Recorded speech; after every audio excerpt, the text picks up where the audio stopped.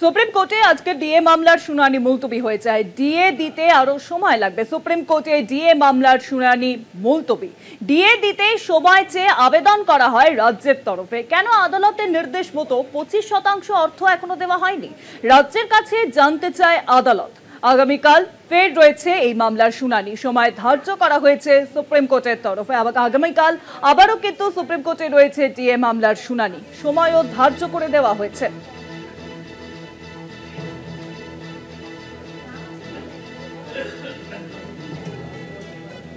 নিউজরুমের সঙ্গে রয়েছেন আমাদের প্রতিনিধি পীযূষ কান্তিনাথ। পীযূষদা, আজকে আমরা দেখলাম যে ডিএ মামলার শুনানি কিন্তু সুপ্রিম কোর্টে মুলতবি হয়ে যায়।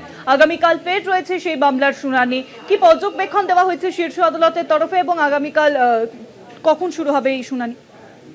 দেখো, বিচারপতি সঞ্জয় কয়াল এবং বিচারপতি প্রশান্ত মিশ্রার বেঞ্চে যে ডিএ মামলার শুনানির জন্য ধার্য রয়েছে, আজকে বিচারপতিদের যে পরিস্থিতিটা, যে প্রশ্ন এবং যে মন্তব্য, তাতে কিন্তু এটা পরিষ্কার যে ডিএ মামলা নিয়ে সুপ্রিম কোর্ট তার নির্দিষ্ট লক্ষ্যে অর্থাৎ নির্দিষ্ট রায়দানে পৌঁছতে চায় এবং ডিএ মামলাটি নিয়ে সুপ্রিম কোর্ট যে আর বিলম্ব করতে চায় না, তা কিন্তু আজকে বিচারপতি সঞ্জয় কয়ালের মন্তব্যেই পরিষ্কার।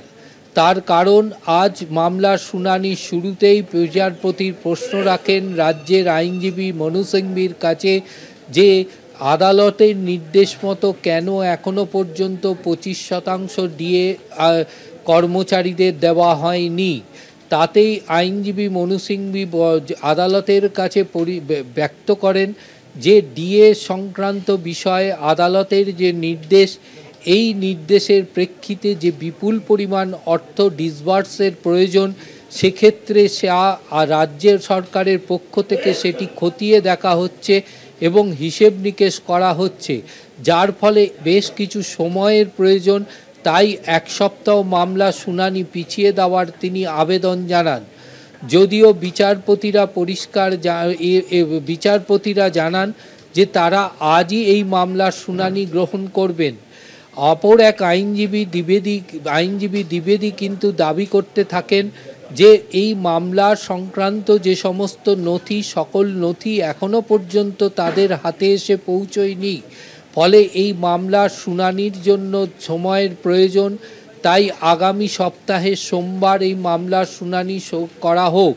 যদিও বিচারপতিরা পরিষ্কার জানিয়ে দিয়েছিলেন যে বেলা 12টার মধ্যেই তাদের নথি নিয়ে আসার জন্য এবং তারা আজই এই মামলার শুনানি গ্রহণ করবেন। এমন সময় বিচারপতিকে মন্তব্য করতেও শোনা যায় যে আজ দিনটি খুব শুভ, তাই আজই এই মামলার শুনানি হোক।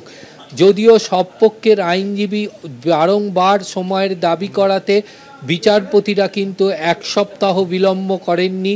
আগামীকাল এই মামলার শুনানির দিন ধার্য করা হয়েছে এবং বিচারপতিরা এও মন্তব্য করেছে প্রয়োজনে ডে টু ডে এই মামলার শুনানি গ্রহণ করবে সুপ্রিম কোর্ট এবং যার পরিপ্রেক্ষিতে এটাই আইনজীবী মহল মনে করছে যে ডিএ মামলা অতি দ্রুত নিষ্পত্তি চায় সুপ্রিম কোর্ট এবং দ্রুত নিষ্পত্তির মধ্য দিয়ে ডিএ সংক্রান্ত বিষয়ে একটি নির্দিষ্ট সিদ্ধান্তে আসতে চাইছেন বিচারপতি সঞ্জয় কয়াল ও বিচারপতি প্রশান্ত মিশ্রার বেঞ্চ।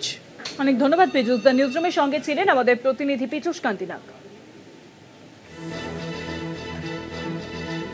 সুপ্রিম কোর্টে আজ ডিএ মামলার শুনানি মুলতবি হয়ে যায় এবং আগামীকাল এই মামলার শুনানি রয়েছে ফের সুপ্রিম কোর্টে।